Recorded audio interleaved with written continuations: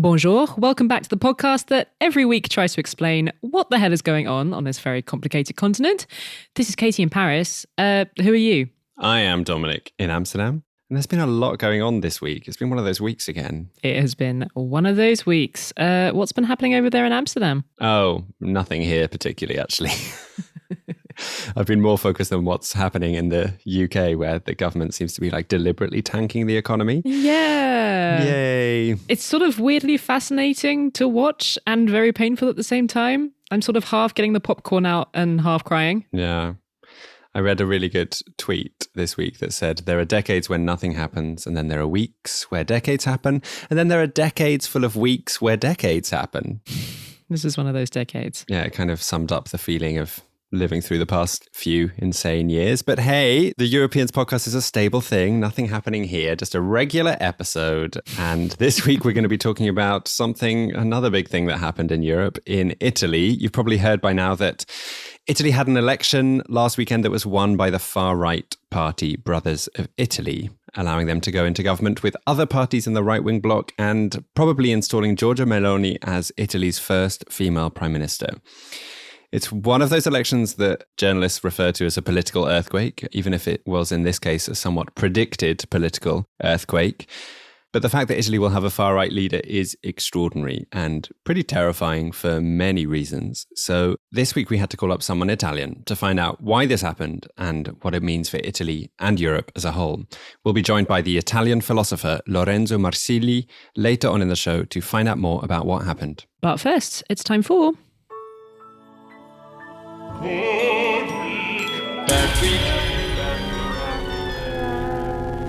Who has had a good week, Dominic? It's been a good week for a person in Spain this week, a person who wasn't a person last week, but this week is now legally a person, but not actually a human being person. Mm-hmm. This person who has had a good week is a saltwater lagoon. Do I sound like I've lost my mind? A little bit, yeah. Well, I haven't, and neither have the Spanish legislators who granted the Mar Menor, this huge saltwater lagoon in the Iberian Peninsula, legal personhood.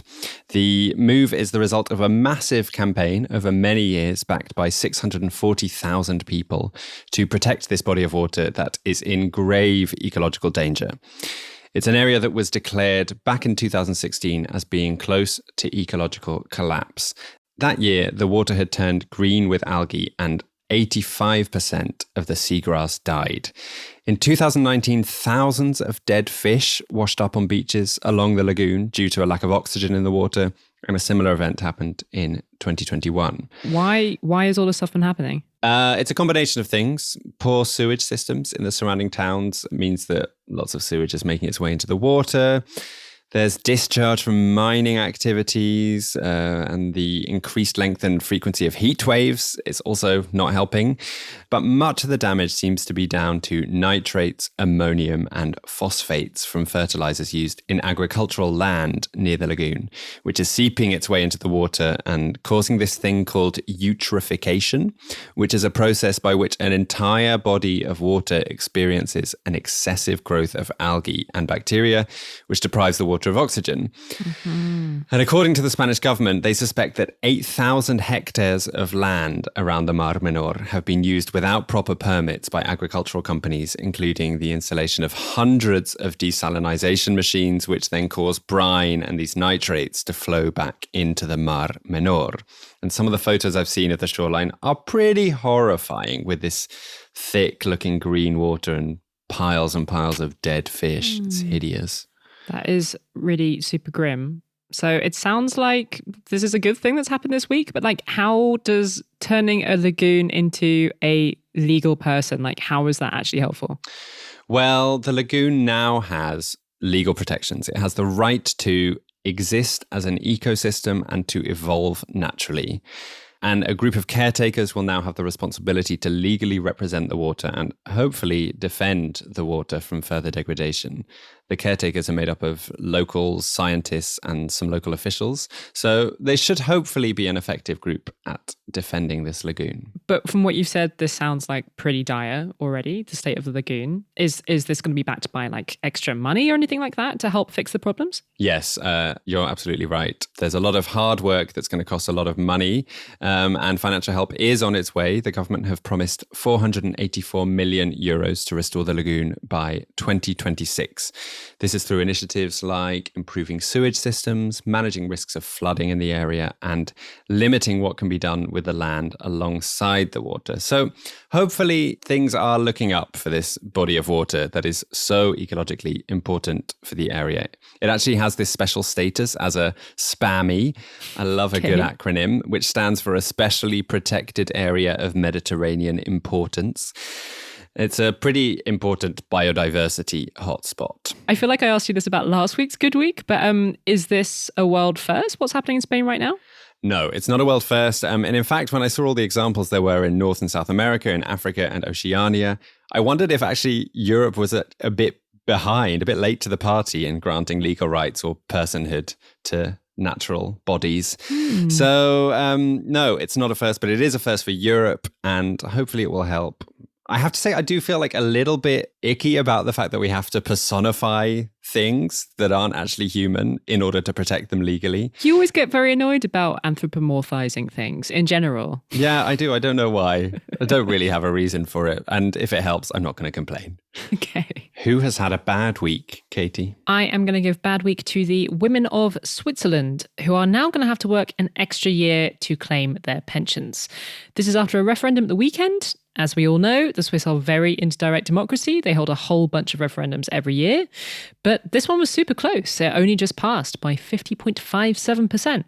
And it's the third time that the Swiss government has tried to get this reform pushed through. There were referendums on this in 2004 and 2017. Both times the voters said no. This time it was finally a yes vote. So what is the new age that Swiss women have to reach before getting their pensions? They will now need to be 65. Okay, that's quite like normal in European standards, right? It is, yeah. And for fans of this reform, they say, this is fair because it means that women will finally have the same retirement age as men in Switzerland. They've previously been able to, stop working a year earlier. Equality! So are the people who are arguing for the equality of retirement age saying it's fair because, because women live longer? Typical man making that argument. Stop it! It's not my argument. One could argue that, yeah. So like in most countries around the world, the average Swiss woman does live considerably longer than the average Swiss man. It's 85 for a woman as opposed to 81 for a man. And the general argument amongst people who've backed this reform is, everyone is living longer and the pension system is massively underfunded. You've got this huge generation of Swiss baby boomers about to retire, and a population that in general is aging. We need to do something about it. So that is the argument for making women work a little bit longer. And lots of countries have actually been moving towards this equality of pension age. Croatia, for example, has been raising women's retirement age in 3-month increments. So by 2030, they'll have the same retirement age as men. Bulgaria is doing something similar. Presumably, there's also an argument that this isn't fair and that retirement age should not be equal and women should be allowed to retire a bit later. There is that argument, yeah. Basically, everywhere, women earn less over a career than men. So we end up paying less into pension schemes and getting smaller payouts when we retire. Like pension systems are designed around men. Women are also much more likely to live in poverty in their old age. And there are a few reasons for this, all of which will be familiar to you. Women are way more likely to take time out of the labour force to care for children or elderly relatives, or take part-time jobs to fit in around family stuff. We aren't as represented in senior management positions, so we often get blocked from the cushy jobs that give you a big pension at the end. And there are, of course, also persistent cases of women just getting paid less to do exactly the same work as men, despite legislation we have against that kind of thing. Go figure. All of these things combine to mean that Swiss women's pensions, on average, are 35% lower than men's pensions. Ooh. So for the Swiss feminist groups who've campaigned against this reform, making women work an extra year feels really unfair because there are all of these structural reasons why women get paid less. A huge one being that, women bear a disproportionate burden of all of the unpaid work that gets done in society, like looking after children, which is work, by the way. So the Swiss feminists are arguing, it's not unfair in principle for women to retire at the same age as men. Of course it isn't. But it is unfair to raise the retirement age for women without bringing in other measures to reduce the pay gap. And they're very mad about this. There have been a couple of huge women's strikes in Switzerland in recent history. The most recent one was in 2019. Hundreds of thousands of women and some men took to the streets demanding gender equality. And feminists are now calling for a fresh women's strike next June. If it happens, it'll be quite a big deal because Switzerland doesn't really do strikes. They're pretty rare. So a mass walkout by women would be, quite a big thing. Are there any examples of countries where they have successfully reformed the pension system to be a bit more fair and equal between the sexes? I don't know about how successfully, but there is a measure that tends to get used to try and address this, and it's something called caregiver credits. They have these in France and Germany and Sweden, just to name a few countries. And what it means is that if you take time out of the labour force to care for a child or an elderly relative or whatever, that gets taken into account when calculating your pension as you reach retirement age, which is obviously something that doesn't just benefit women, but it is disproportionately going to benefit women. The other example of something kind of like this, but not really, it's a very interesting one. I was talking to Wojciech, our producer, about pension reforms in Poland. Because if you remember, one of the things that got the right-wing ruling party elected back in 2015 was that they promised to reverse this really unpopular pension reform. The previous government had been gradually raising the retirement age for both men and women to 67.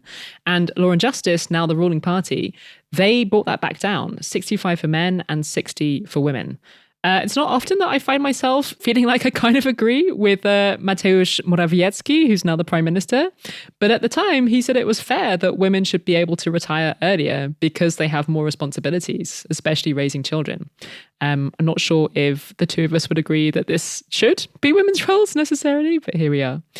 Anyway, I want to say thank you very much to our listener, Anna Yorok, for drawing this story to our attention. We don't really tend to talk about women's status in retirement very much.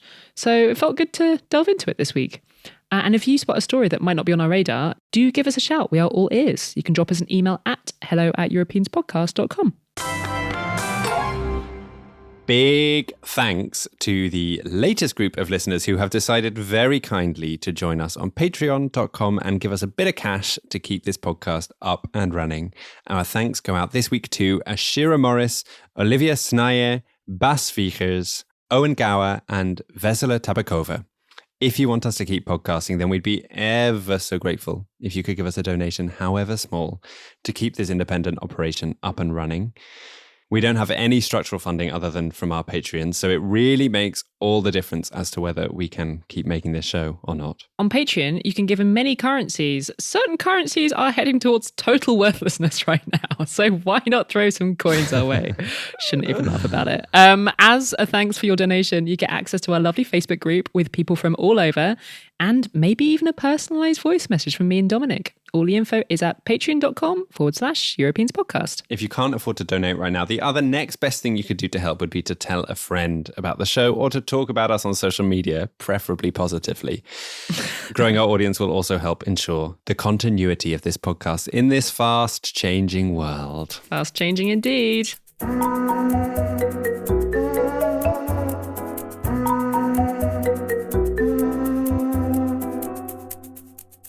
On which note, on to the main news of the week. It has probably not escaped your attention that the far-right politician Giorgia Meloni looks set to become Italy's prime minister. Her party, the Brothers of Italy, won about 26% of the vote in elections over the weekend. They did better than any other party.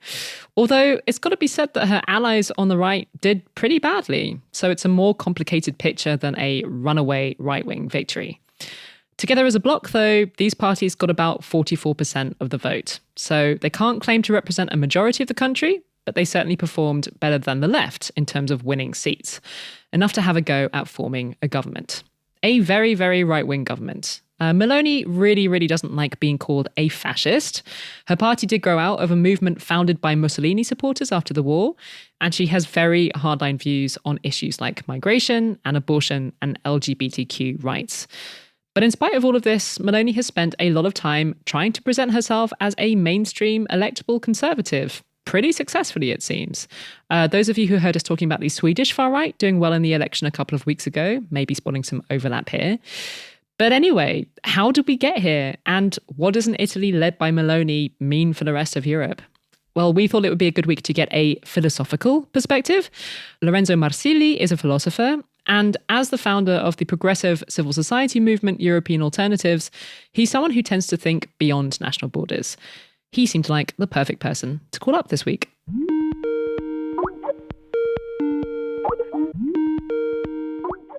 Giorgia Meloni would be the fourth Prime Minister of Italy since we started this podcast, which is less than 5 years ago. Why do you think Italian politics is so perennially unstable? Yes, in 5 years of podcasts, you probably have seen plenty of Italian prime ministers coming and going. I guess there are at least two questions. One is that the Italian electoral system and the institutional tradition of the country makes it so that majorities are made and unmade in parliament rather repeatedly. Elections tend to happen once every 5 years only, but within those 5 years, majorities shift inside of the parliament as parties group and regroup to support different prime ministers that privilege one side or another side of their majority. But I think what's more interesting is to notice how in the last 20 years, really, Italian politics has been marked by a rather stable cycle of extremism and technocracy. There is a dysfunctional economy, a worsening living standards for a majority of people, young people in particular, that leads to the search for an extremist or populist answer, an anti-establishment answer, sometimes a very easy, simplified answer that leads to the election of people like Salvini or the five-star earlier on, now Meloni. Then these people prove incapable of governing. The technocrats come back, whether that's Mario Draghi most recently or Mario Monti earlier on. The technocrats are disliked, and then the cycle starts again with the election of a new extremist leader. We have to see whether Meloni's tenure will be another instance of this fast-turning machine of technocracy and populism, or whether she's onto something more stable for once. Why do you think so many Italian voters have started seeing Meloni's party as attractive? The first thing to say, also to safeguard the honor of Italians abroad, is that actually a majority of the electorate voted for liberal or left-wing parties. But despite actually having a majority in the overall votes, the progressive field has a minority in parliament. But certainly there is a fascination towards Giorgia Meloni. In part, this is really a transformation of the votes that used to go to Matteo Salvini. So that part of Italy that wants a strong man, in this case a strong woman, who dislikes the multiculturality represented by European integration. That part of Italy that privileges a certain level of tax evasion, what would go by the name of a state that doesn't interfere with individuals, but then in Italy this means that you can evade taxes. And that type of 20-30% of the electorate has always been there, and it's just been shifting from one leader to the next. Salvini lost his appeal by supporting the government of Mario Draghi over the last couple of years, and his electorate has in good part shifted to Giorgia Meloni. Salvini went down from 30+% to 9%. Meloni went up from 9% to 27%. There is then some part of those who used to believe in the anti-establishment credentials of the five-star movement, who have seen the five-star transformed into a more traditional political party, also supporting the government of Mario Draghi. And this is the type of electorate that is not necessarily right-wing. They may not have a problem with civil liberties, with migrants, with multiculturality, with the European Union even, but they certainly feel that the system is rigged, that there is an economic establishment that keeps on producing failed economic policies that only benefit those better off, and they keep on being left at the margins of society and at the margins of a lackluster economic development. And so they try to find a figure that would transform that center ground, would transform that establishment. And a few years ago, it would have been the Five-Star Movement. Now, in the eyes of many, this figure is Giorgia Meloni. So it's really a mix of a traditional right-wing inclination of some and an inclination of anything but the status quo of others. And how would you describe her ideologically? I find she's often described as post-fascist, and I find that a kind of a terrifying phrase, but also somewhat vague. How much of her ideology is actually rooted in fascism, do you think? Well, look, if you scout in her past, and even more so in some of the individuals that populate her political party, you will certainly find some flirting with a language or aesthetic of fascism. But to be honest, I think all this conversation that really interested commentators on fascism, neo-fascism, post-fascism entirely misses the point. I have an article in The Guardian now on this question where essentially I say that she is not so much the heir to Benito Mussolini's fascist movement as much as the best and first European copycat of the United States Republican Party.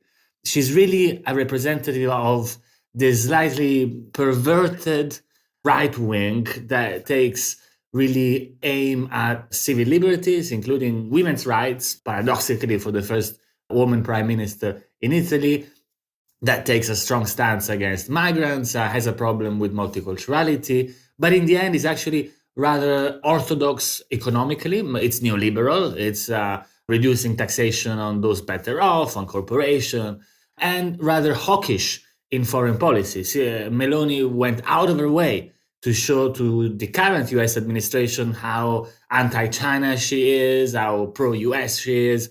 So I think the accusations of fascism have some merits, yes, but unfortunately, she's not a fascist mimicry, a very short-lived carnival of excess in a funny country such as Italy. I think she's onto something more stable. She's really the sign of a degeneration of the right-wing space in the European Union and a transformation of that space into something closer to the Trumpian Republican Party.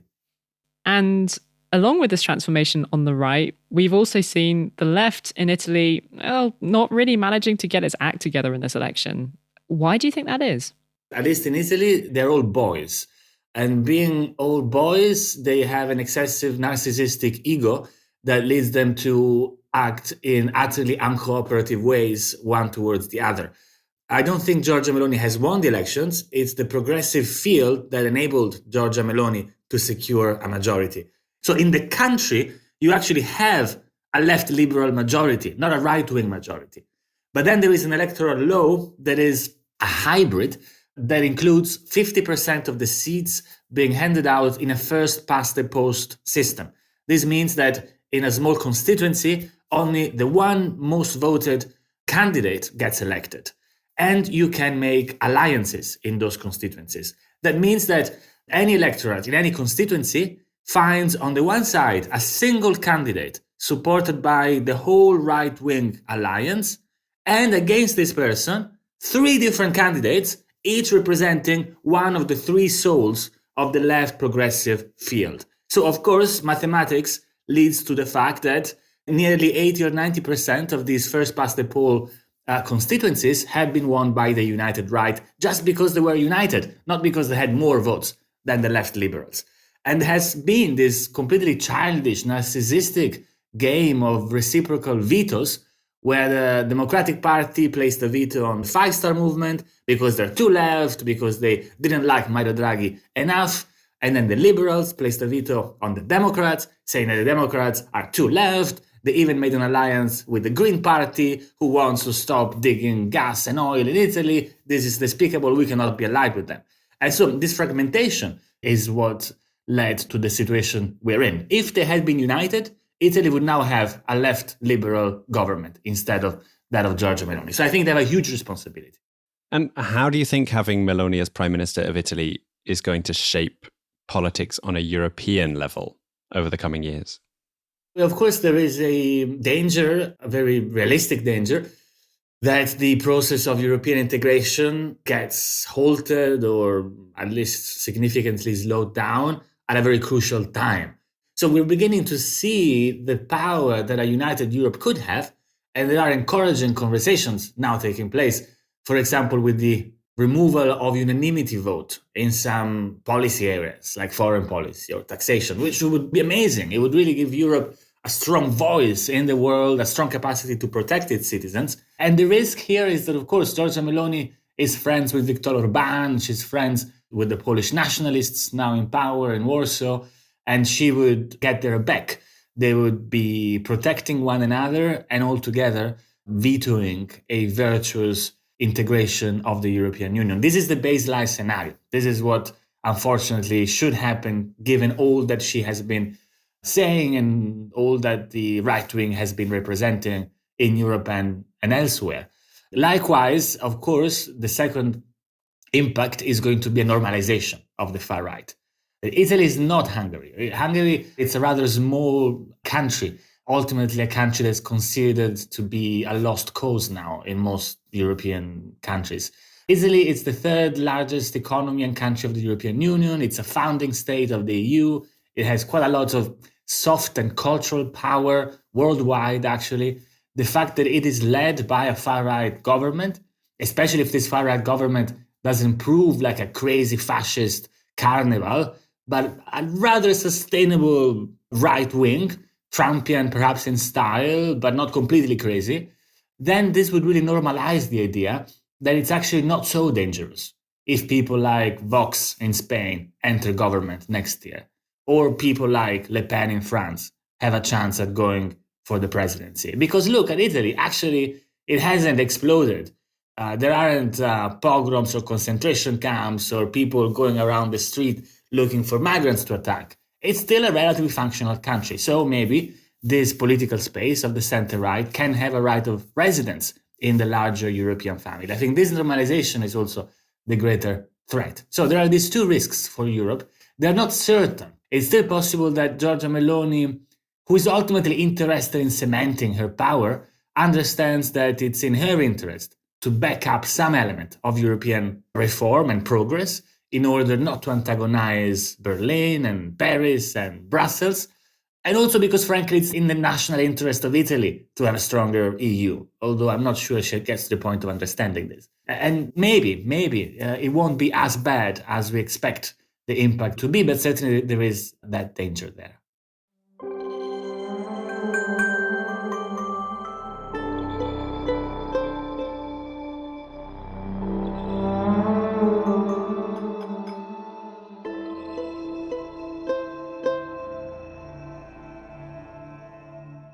Thank you very much to Lorenzo for joining us. He is a really interesting person to follow on Twitter. If you're there, you can find him at L_Marsili.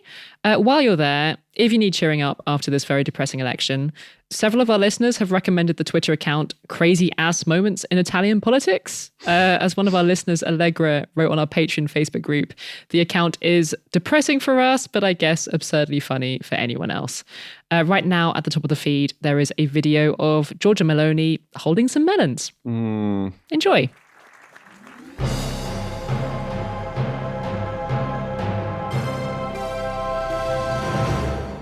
What have you been enjoying this week? Well, we are about as far away from a Eurovision Song Contest as we can be. Boo. But I'm still going to find a way to make this isolation inspiration slightly about Eurovision, because there is one artist who has stayed in my Spotify rotation many months after the latest Eurovision competition, and it's the Portuguese singer Maro. And her song Saudade, Saudade finished in a respectable but not mind-blowing 9th place. But I know various other people like me who really like that song and dived into her back catalogue and continued listening to her music, actually including our producer Wojciech as well. She writes really beautiful songs and has a really rich voice that I think is gorgeous. Last week, my sister sent me a great song of hers from back in 2018. It's called Flying to LA. And it's about a bird that's going to fly off to LA just after crossing Maro's path and the kind of sad feelings about that. But it was too late, 'cause you were flying to LA. I think the bird is a metaphor for someone she's fallen for. It's a very sweet song with great vocal harmonies, just like her Eurovision song. And actually, it reminded me lyrically of another of my absolute favourite songs of the past few years. Another song about someone leaving for LA, James Blake's I'll Come Too, a song about him wanting to go wherever the person he's singing about is going. He'll go. And I don't know if you know the song, but the lyrics are so sweetly needy. At first, he thinks she's going to New York, so he's going there too. Oh, you've changed to LA. I'm going there. I could go there too. And I find both these songs really touching and found it a bit weird to realize that I'm really into songs about people or birds moving to LA from Europe, a very specific genre, but it seems musically fruitful. Very specific genre. Also, our guest this week, Lorenzo, was just back from LA. He's a bird who's returned home, Dominic, so it can go the other way too. There we go. Such musical richness around this topic. Anyway, what have you been enjoying? I wanted to recommend a book that I enjoyed during our summer break, which is Broken Greek. It's a new-ish memoir by Pete Paphides. It came out a few months ago. If you don't know who Pete Paphides is, he is a fairly well-known rock music critic in the UK. And Broken Greek is his memoir of growing up in a Greek Cypriot family in Birmingham, England. His parents ran a fish and chip shop. And the book is a memoir about growing up, kind of feeling like he didn't belong, like neither feeling properly Greek or properly British, which is a feeling that lots of people from immigrant families will recognize, I think. I know I did. And it's just a really enjoyable book. I've always really liked how Pete Paphides writes about pop music as a proper art form that deserves celebration and serious criticism. And this book is about him discovering pop as this very anxious child, and how all of these songs just opened a glorious world of escape away from the chip shop for him. And the other nice thing about this book is that Paphides has, of course, prepared a Spotify playlist of every single song mentioned in this memoir, more than 600 songs. It's mostly English language pop, but there's some Greek songs in there that I found very fun to discover. And because it's a book set in the 70s, there is a lot of ABBA, which I know you'll enjoy, Dominic. I'm actually not the biggest ABBA fan. You know, I shouldn't admit that on podcast, no. Why did I think you were? I don't know, but I mean, I go in and out of it. Sometimes I'm like, yeah, I love ABBA. And other times I'm like, no, enough. Please, stop it. Time to head back in.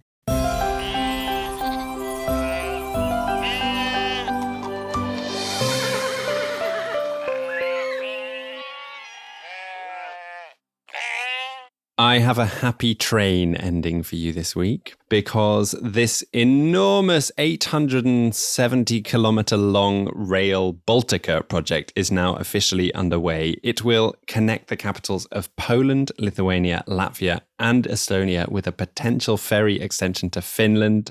Ooh. It's enormous and, of course, very expensive, but it's creating a ton of jobs in its construction alone. Apparently, 3,000 direct full-time jobs are being created, according to the article I read in Euronews, and another 24,000 indirect jobs. And it's going to be a very speedy train. It will go at speeds of up to 234 kilometers per hour, meaning that you should be able to get from Vilnius to Tallinn in about 3.5 hours, which is much faster than you can at the moment. I Googled it, and apparently at the moment, if you're going by car, if I was setting off around now, it would take me 7 hours and 20 minutes. So It's quite a big improvement. That's going to be so fun. I can't wait to take that train. Imagine the views out the window. I know, we should do it. We'll have to wait a few years because it's expected to be completed in phases between 2026 and 2030. Oh, I'll wait. We will be back next week with more Tales of This European Life. But between episodes, you are very welcome to come and hang out with us on the internet, specifically the picture website, Instagram, where we can be found at Europeans Podcast, and Twitter, we're at Europeans Pod. Big thanks to our producers of this episode, Katy Lee, my co-host, and Wojciech Oleksiak. Kat Slaslow, our other producer, is off making some very exciting stories. Also, thanks to our jingle man, Jim Barn, and to the composer of the special Ancient Conch Shell outro to the Patreon music, which was given to us by our amazing Patreon supporter, Mariska Martina. Thank you, Mariska. If you're hungry for more pan-European stories, go check out our friends at Are We Europe. They've got a new issue of their magazine out. It is all about drugs. You can find out more at areweeurope.com. Ciao. See you next week. Bis später.